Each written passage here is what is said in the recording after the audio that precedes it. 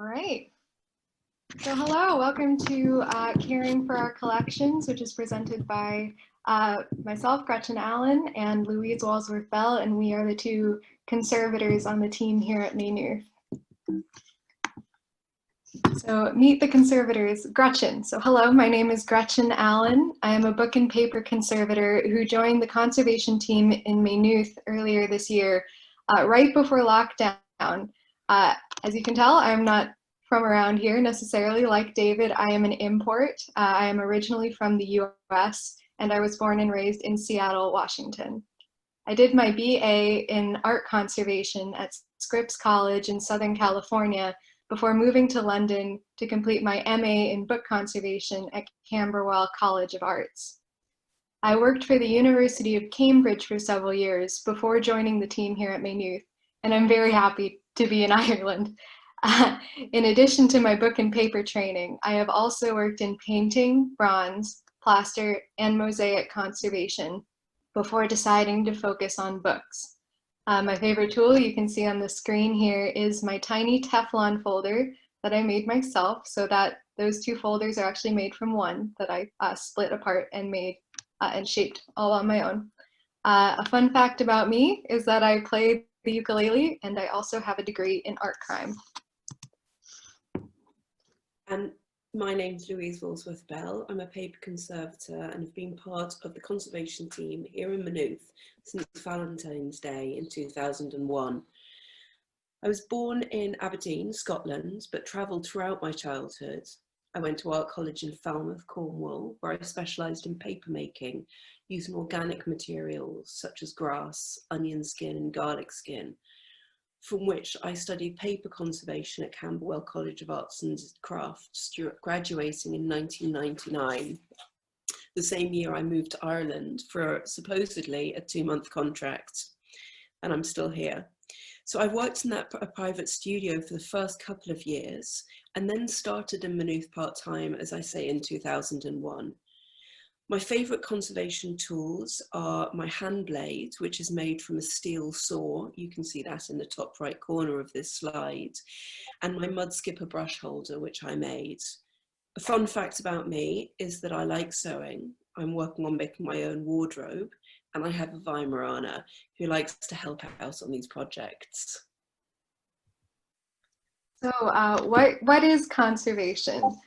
Conservation is a collection of preventive and interventive practices used to keep a collection in good health.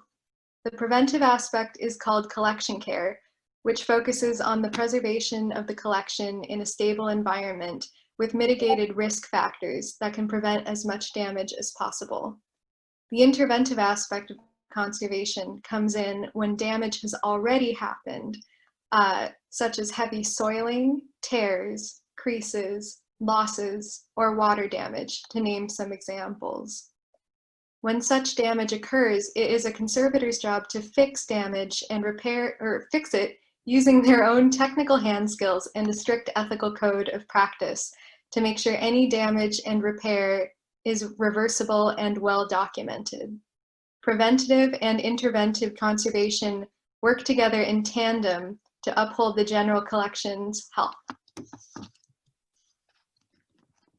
So one of the main aspects of preventive conservation is the environment in which collections are kept. Improper climate maintenance can lead to damage to a collection over time, as fluctuations in humidity and temperature can lead to mold growth, as well as expansion and contraction of vulnerable media. This means that we keep a close eye on the temperature and relative humidity in our collections and light where collection items are stored, read and displayed. Because the Russell Library is an historic building, it's impossible to regulate the climate completely, but it's in our discipline, stabilising the climate is key. To this end, we have dehumidifiers, and our display cases allow us to manage humidity internally within the case. We also employ an array of sensors called tiny tags, these yellow items on the left and within the case as well. And these monitor the data across all our collection storage and display areas. exposure to light over time is cumulative and irreversible and can cause irreparable fading to items that have been exposed for too long. The library itself was designed pre-electricity, so the windows allow maximum internal illumination. Therefore, light levels in the library have to be carefully monitored and controlled. In order to prevent light damage, both to the books on the shelves and those on display, the windows of the Russell Library have UV blocking film, as well as partially opaque blinds to block direct sunlight from falling on surfaces. Additionally, we have blue wool fade cards within the cases to monitor light impact. You can see that in the case there, that blue rectangular object, which we use to measure. We take another piece of paper off each year to see how much that wool has faded, which will give us an idea of general light risk levels. And we have a policy of covering the cases with opaque cloth covers when the library is not in use. So on to box making. When staff notice damage in the form of loose spines or boards in the books in our collection, these can be temporarily tied in place with unbleached cotton tying tape. So you can see several examples of the books being tied in the right-hand picture here. So these prevent their separation and loss. A more permanent protective step is to hand make an archival board box which keeps the book together and prevents further damage by reducing handling and abrasion by other books on the shelf. So you can see several of these. There's in the center of the left hand image, you can see one where we've actually affixed an image of the spine of the book inside just to give it more continuum across the shelf. And on the right, the more commonplace box with a reference number on the bottom. Boxes are also a great signal to staff that the item inside is vulnerable and requires extra care when handling. Furthermore, boxes are a good way to insulate a vulnerable item from fluctuations of the surrounding climate. All our archival collections are housed in folders within boxes as well. So onto the Morpeth roll. The Morpeth roll is an enormous 19th century scroll housed in a large wooden chest or cabinet. It's the largest pre-famine census in Ireland and contains over 160,000 signatures. There are 652 pages in total, stuck together head to tail to form the 420-metre long scroll. 420 metres is 3 times the length of Crow Park, so it really is an enormous document.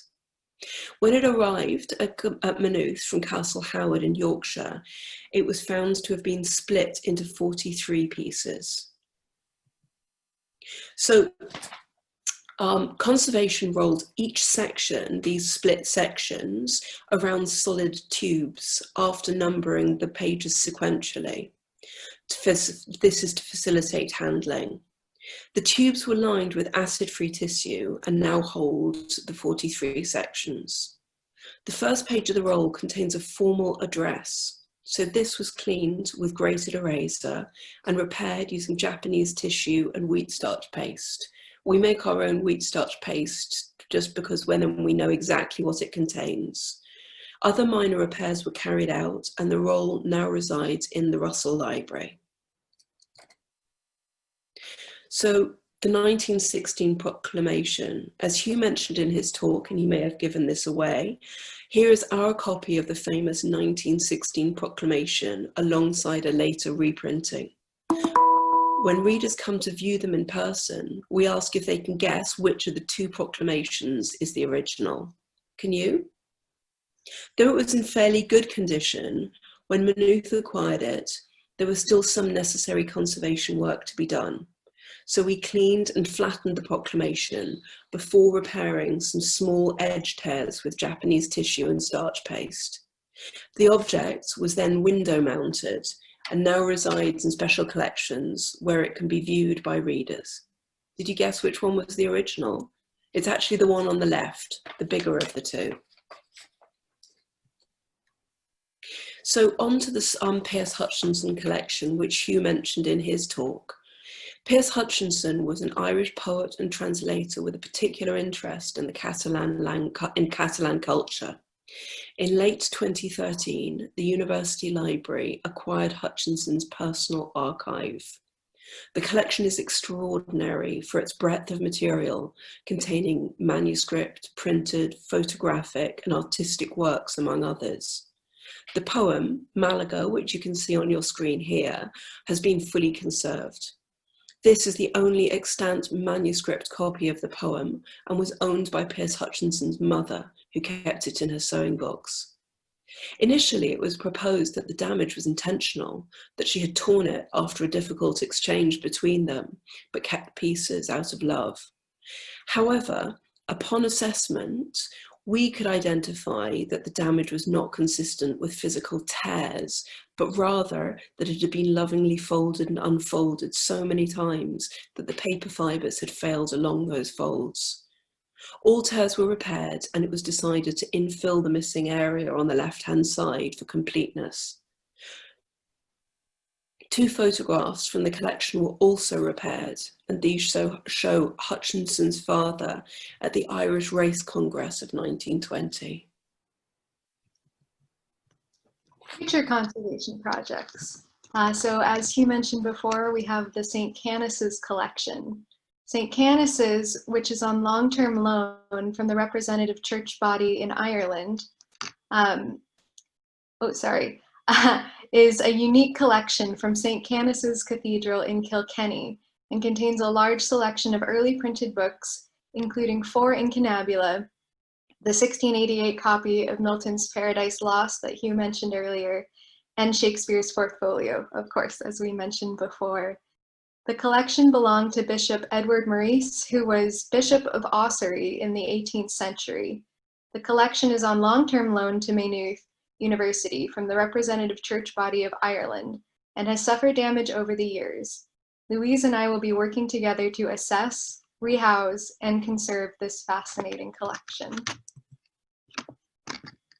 The Caxton. So as Hugh mentioned previously, we do have an amazing collection of early printed manuscripts and early printed books and early printed material.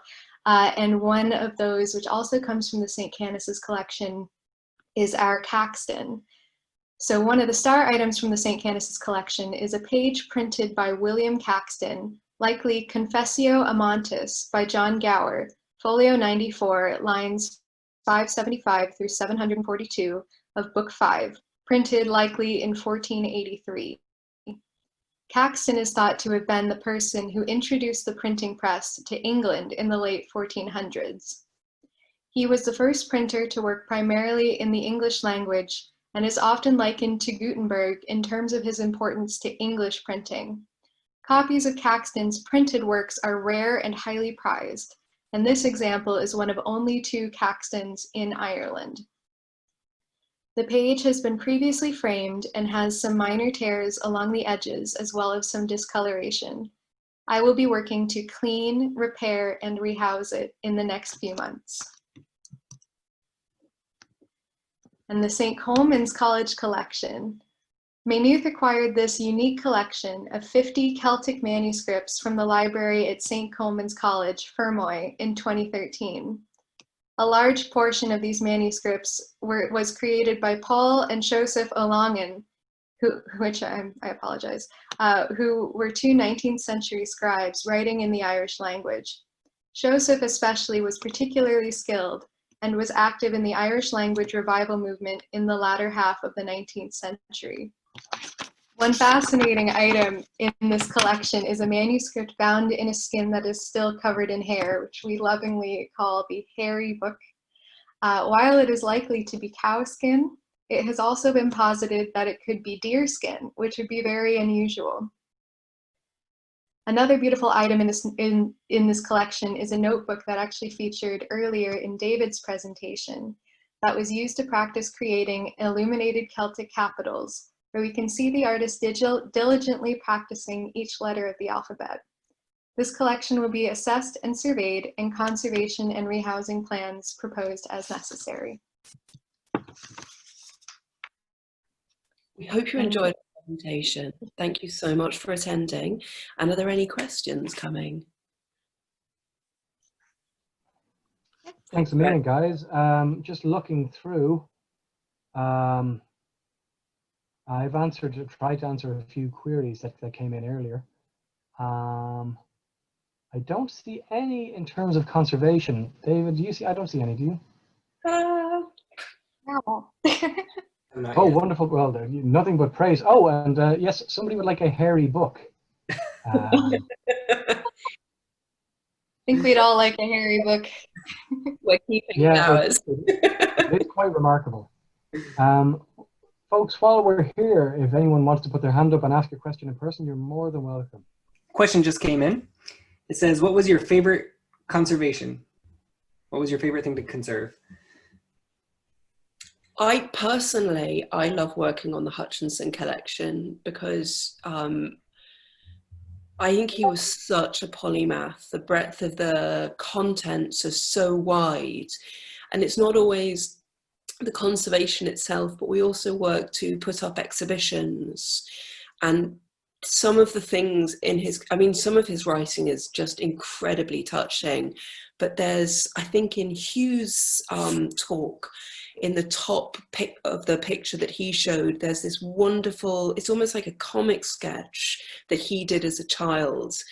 And there's something incredibly revealing about it. You know, I think when you're working with his collection, like with the Ken Saro-Wiwa material, you feel the presence of him very, very strongly.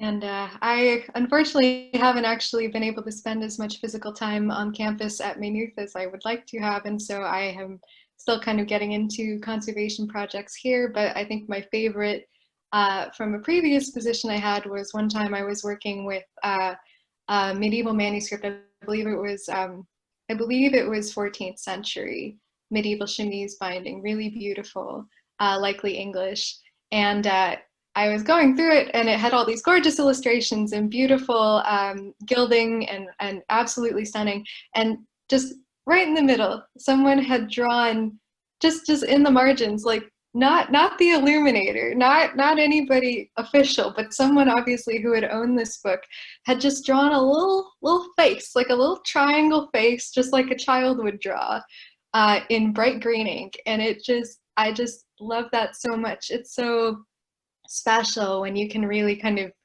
you can see the human touch in these ancient manuscripts. We revere them so much in the modern day, but you remember this was probably somebody's book they were forced to read in school, or a book that they had to read in church or whatever, and they're just marking it up just like any of the rest of us would. Or a bored scribe. I've noticed that a question came in about special measures. Yeah. Sorry, is that all right? Yep, no, please. When we're working on the collections, we tend not to wear gloves. We would be just very, very careful, making sure that our hands are clean, because any form of gloves can reduce your tactility. But we would tend to wear gloves when working with photographs because they've got an emulsion layer. And sometimes you have what's called mirroring, which is where the silver within the chemistry is coming to the surface. Then the oil of your fingers, however small, can actually impact on that.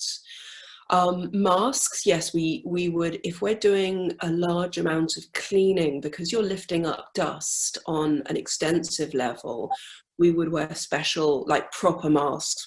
You kind of look a bit like Darth and sound like Darth Vader. But the thing with conservation and cleaning is you are exposed cumulatively to the dust and molds. And I teach a module within the library to an archive course. And I always tell the students that it's really important to remember that when we inhale those dust and mold particles, particularly the molds, they actually can grow on our lung linings. So it's really important from a health point of view to wear masks. Temperatures, yeah. Sorry? Oh no, I was just going to hop in on the temperature, but you go ahead. Oh no, you go for the temperature. Oh, okay. So I can take the temperature. So just in terms of talking about the difference between summer and winter regarding conservation, to be honest, it has a lot to do with the building that you're in, and every environment that you're in can have a completely different reaction to the seasonal changes. Some of them have quite advanced or aggressive heat and temperature controls. Some of them aren't. Some of them just have passive control with no attempt to regulate the heat and the humidity. And so it really depends. Likely, you know, the typical thing is that in the summer, you tend to have more fluctuations in temperature. Things tend to be hotter, pretty obvious. In the winter, humidity tends to go up because as air gets colder, it can hold less water, which means that when you're talking about relative humidity, because it can hold less water, the amount of water in it is higher compared to what it can hold, if that makes sense. So it's holding a smaller bucket than it would in the summertime, and because the bucket is smaller, it has more water in it, even if it's the same amount of water that hot air would have in a much bigger container, if that makes sense. And so mostly what we're looking for is the relationship between temperature and relative humidity, and keeping that fairly stable in terms of the fluctuations across summer and winter. So not necessarily the exact same, but just at a very low sort of gradient, as opposed to like constantly like this. Might just be worth noting, as someone who isn't a conservator, that one of the things I'm always fascinated to hear is that the books and collections in the Russell Library are used to the environment in the Russell Library, which always makes me think of sort of the books and the collections as almost a living thing, that if you were to take them out of their space, much like as if you were to take a child or a cat out of its space, they get upset. They So actually do. moving the books from the Russell Library has a detrimental effect on them. Yeah, and if you think about it, books, especially books like we have in the Russell, older books, they're made of living things. They're made of trees. They're made of, you know, animals. They're made of soot and carbon and all sorts of things. Cloth that is all starts with organic materials and fluctuates and exists and lives, you know, like an organic thing. And so it really does have an use to its environment in terms of how it, well, to an extent. Does that answer your question, Aitor? Yep, great, thank you very much. Just to answer one more thing, will there be a video we can watch later? Yes, it is being recorded for posterity, and it will be available on the library's YouTube channel, probably sometime next week, hopefully with all my technological snafus edited out. Now, I don't see, David, I don't see any more questions unless anyone else has a question live. Okay.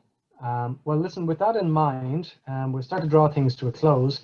First and foremost, genuine and heartfelt thanks to you all from the Special Collections team for engaging with us this evening. We're very aware on Culture Night, certainly for people who are around Ireland, but also now in the virtual, that there's lots of things that could demand your attention. So we really do appreciate that you've tuned in to us. It's been very rewarding for us getting all this stuff together, and we hope it was rewarding for yourself as well. We will send a small bit of information out, I think, David, just with additional information about what we've talked about. Yes, so as you would receive typically a goodie bag from Culture Night, if you were there in person, we're going to do the same thing virtually. So we'll send you an email with those goodies with more information. Great. And the final thing is, the library, although we are not as open as we would like to be, we do still intend to run events over the academic year and into next summer. Certainly in Special Collections, it's been a real learning experience for us, and we hope to do an awful lot more virtually over the next semester. So if you want to be included on the library's events mailing list, you will have gotten an email about this from library bookings, I think, Elaine? library.bookings@mu.ie. And so please just get back to us and you'll be added to the list and you'll be kept abreast of all the things that are happening. Finally, from me, I just want to thank colleagues in Special Collections who've worked really, really hard on this and shown wonderful innovation. And I also want to thank Elaine and her colleagues in events who've managed the process and despite my best efforts, have had it running smoothly. And finally, most importantly, guys, I want to thank you all for attending. You know, we'd be talking to a void if you weren't here to listen to us. And again, to encourage you, I think we have a final slide. We have a special collections blog. We have a Twitter account. You can contact us on email. You can contact us whatever real way you want. And we'll do our best to answer any question. And we hope as we become more open, we get to see more of you in person. So that is it. Thank you very much for coming. Thank you.